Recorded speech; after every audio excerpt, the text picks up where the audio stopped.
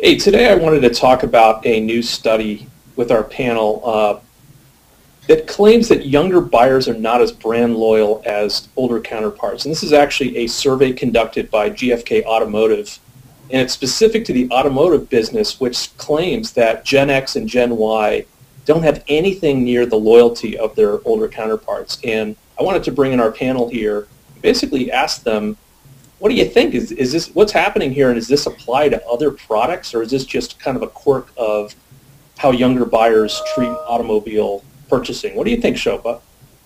I think it's actually a really interesting question.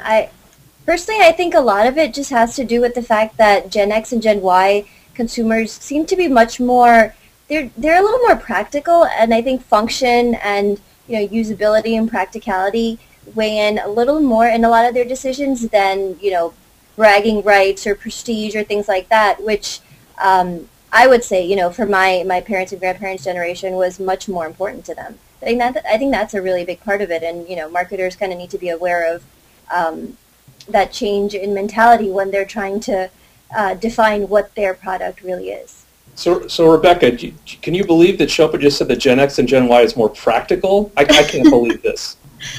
Well, being on the cusp of both, I do agree. I think that when you're talking about cars, it's a completely different situation because we're in a tough economic time. We're also in a time where Gen X and Gen Y is really keen on being green and caring about the environment. So when you think about cars, you're thinking Gen X and Gen Y doesn't care so much about that kind of a thing. They want something that's efficient.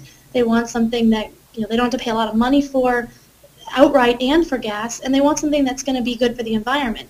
When you think about other products that are more passion products like technology and luxury brands like Apple, for example, people are going to be a little bit more passionate and brand loyal to something like that. So come on, the auto business is on the rebound, right? I mean, I think some of these kids could be working in the factory. So you think this is going to shift when people start getting older? Then they'll sort of learn and embrace brand loyalty, or are these guys a lost cause? I think it's more of a lost cause, especially in the automotive industry. I just don't think people care as much anymore.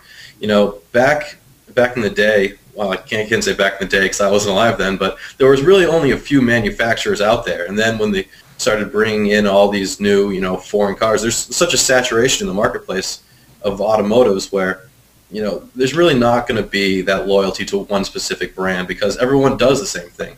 And with all the information out there, there's so many different options to choose from. It's going to be hard to get, one person to really, really follow just one specific car for their entire life. So another interesting part of this study was the idea that automobile makers have to incorporate some of the connectivity technology, way beyond the iPod integration, but essentially turn cars into sort of lifestyle devices that presumably these younger buyers want. What do you think, Rebecca? Is that, if you look at like the Kia spots with the boom box and the dancing gerbils, they're obviously doing well. If you look at somebody like Kia, they've been grabbing market share. Has it become they're turning the car into more of a lifestyle device, and so they're appealing to the younger buyer?